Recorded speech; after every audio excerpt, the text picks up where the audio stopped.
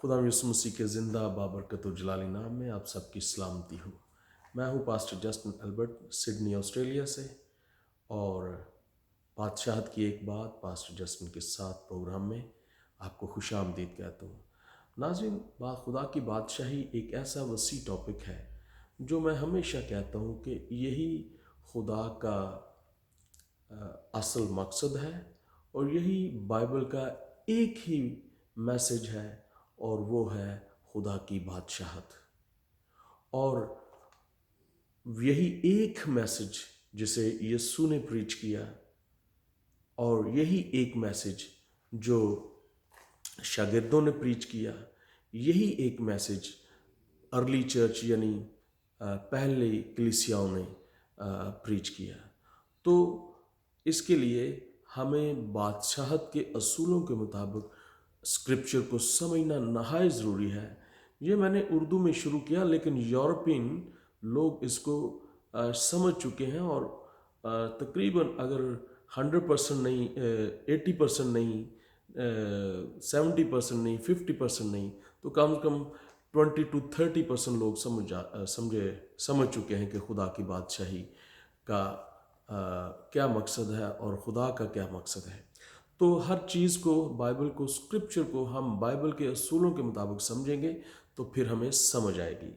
जैसे कि आज का टॉपिक है Lord's prayer, understanding by the kingdom principle. दुआए रब्बानी बादशाहत के असूलों के मुताबिक।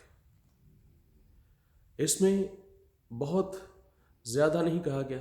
खुदा यीशु मसीह ने ये पैटर्न दिया कि किस तरह दुआ की जाए, ना कि इसको मैंट्रा की तरह रटी रटाई के तौर पर पढ़े, बल्कि इसका पैटर्न दिया कि किस तरह एक पटिशन, बादशाहत के अंदर एक पटिशन दायर की जाए।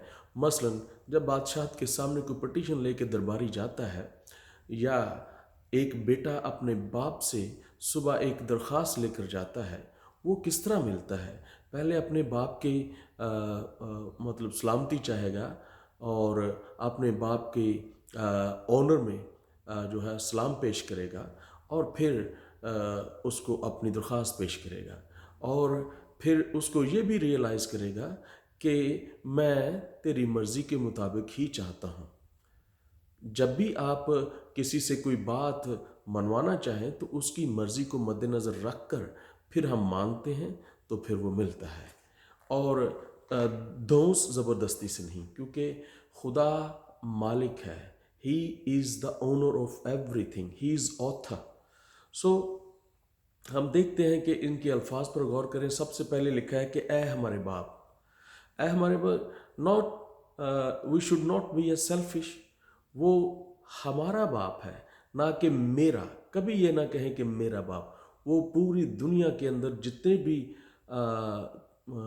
ह्यूमंस हैं उन सब का बाप है। ए हमारे बाप। कभी डिस्क्रिमिनेट ना करें, और कभी ऐसा ना सोचें कि वो हमारा ही बाप है, वो मेरा ही बाप है। वो हमारा बाप है, दुनिया के अंदर जितने भी ह्यूमन हैं।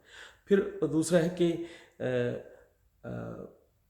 तू जो आसमान पर रहता है। ये उसको रियलाइज़ कराने की ज़रूरत नहीं, लेकिन ये उसकी ओनर में चंद अल्फाज कहने की ज़रूरत है। और जिस तरह बादशाह के सामने कोई दरबारी जाए तो उसको पहले कहता है बादशाह सलामत रहे, बादशाह तेरी हयाती हो, और बादशाह तेरा नाम जो है वो दुनिया में जो मशहूर हो। तो इस तरह खुदा ने एक पैटर्न दिया है। तो वहाँ है कि आवर फादर, ए हमारे बाप। फिर लिखा है तू जो आसमान पर है, यानी बाइबल में लिखा है कि खुदा ने ज़मीन और आसमान को बनाया, और आसमान तो उसने अपने लिए रखा, और ज़मीन उसने बनी नौ इंसान को दी। ये ज़बूर 115 उसकी 16वीं आयत में लिखा है।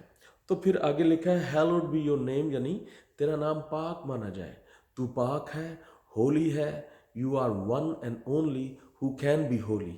तो आप ही मुबारक हो, आप ही पाक हो। ये उसकी खूबी है। उस खूबी को ज़ाहिर करके उसकी ऑनर, उसको ज़ाहिर करें कि हम तेरी ऑनर कर रहे हैं, तारीफ़ میں یہ الفاظ کہیں۔ پھر آگے ہے یور کنگڈم کم، یعنی تیری بادشاہی ہے، تیری مرضی جس طرح آسمان پر پوری ہوتی ہے زمین پر بھی ہو۔ اب یہ ہے خدا کا اصل مقصد کہ خدا کی نظر نہ آنے والی آسمانی بادشاہت زمین پر نظر آنے والے انسانوں کے ذریعے زمین پر ظاہر ہو۔ یہ اس کا صحیح مقصد ہے، اور اس کے مطابق جب ہم خدا کے حضور دعا کرتے ہیں تو خدا ضرور سنتا ہے اور اس کا جواب دیتا ہے، اور اسی طرح ہی ہمیں دعا کرنی چاہیے۔ اسی طرح یہ فقرہ دونوں کو بیان کرتا ہے، اس کی بادشاہت اور اس کی مرضی، یعنی مطلب ہے کہ تیرا مقصد، جس مقصد کے لیے تو نے آسمان اور زمین کو بنایا ویسا پورا ہو۔ خدا آسمان پر رہتا ہے، وہ اس کا ہیڈ کوارٹر ہے، وہ وہاں سے رول کرتا ہے، اور اس کا وہاں حکمرانی ہے، اور وہاں فرشتے اور مقدسین خدا کی حضوری میں رہتے ہیں اور اس کی تعریف کرتے رہتے ہیں، اس کی عبادت و ورشپ کرتے ہیں۔ اور ویسا کلچر، یعنی خدا کی مرضی ہر جگہ پہ، آسمان پر ہر انچ انچ پر خدا کی جو ہے بادشاہت قائم ہے، اور یعنی خدا کی مرضی کا کلچر وہاں ہے، اور وہی کلچر خدا چاہتا ہے کہ زمین پر ہو۔ زمین پر ہر انسان یہ کہے کہ خدا تیری مرضی کے مطابق ہو، مجھے جو کچھ درکار ہے مجھے درکار ہے، تو جانتا ہے، تیری مرضی کے مطابق مجھے ملے۔ اور پھر ہم دیکھتے ہیں کہ یہ خدا کی بادشاہی ہم اتنے الفاظ تک دیکھتے ہیں کہ خدا سے متعلق ہے، آگے اپنی ضرورتوں کے مطابق ہے کہ ہمارے روز کی روٹی آج میں دے، اور یہ آگے آخر تک ہم دیکھتے ہیں کہ آج میں دے، اور جس طرح اپنے قرضہ کو بخشتے ہیں تمہارے قرضوں بخش، اور میں آزمائش میں پڑنے دے بلکہ میں برائی سے بچائے۔ یہ ہمارے تعلق سے ہے، لیکن اگر ہم دیکھیں کہ خدا کی مرضی آسمان پر جس طرح پوری ہوتی ہے ہر ایک کو برابر، پھر ہمیں آگے مانگنے کی ضرورت نہیں، صرف شکر گزاری کرنے کی ضرورت ہے، کیونکہ کلام خداوند میں لکھا ہے کہ جب بادشاہی آئے گی تو وہ ہمارے سارے آنسو پونچھ ڈالے گا۔ مکاشفہ 21 اس کے پہلی 4 آیات کو پڑھیں تو ہمارے سارے آنسو پونچھ ڈالے گا۔ یہ ہے خدا کا اصل موٹیو اور مقصد، اور یہ دکھ بری دنیا، اندھیر نگری میں رہنے والے لوگ، نا امیدی اور ہر طرح سے ڈپریسڈ لوگ کسی ایک خوشخبری کی تلاش میں رہتے ہیں، اور وہ ہے خدا کی بادشاہی کی خوشخبری۔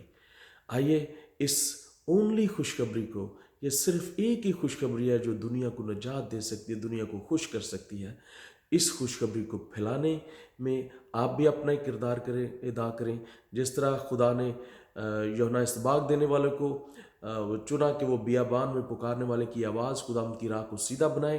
آج مجھے اور آپ کو خدا نے اس کی راہ کو سیدھا بنانے کے لیے تیار کیا ہے۔ آئیں مانگیں اور اس بادشاہت کو پھیلائیں، اس کے پیغام کو دنیا کے کونے کونے تک پھیلائیں، اور آپ بھی اس میں حصہ لے سکتے ہیں، اس کو سبسکرائب کر کے، اور اس کو دوسروں کو بتا کر، اور جو کچھ سنتے ہیں اس کو ڈسکس کر کے، اور ہر دوسرے شخص کو بتائیں خدا کی بادشاہی کے متعلق، تاکہ خدا کے آنے کے راستہ تیار کرنے میں آپ کا بھی اتنا ہی حصہ ڈال سکے۔ خداوند آپ کو برکت دے اور آپ کے ساتھ ہو۔ پھر ملیں گے، خداوند آپ کے ساتھ ہو۔ God bless you.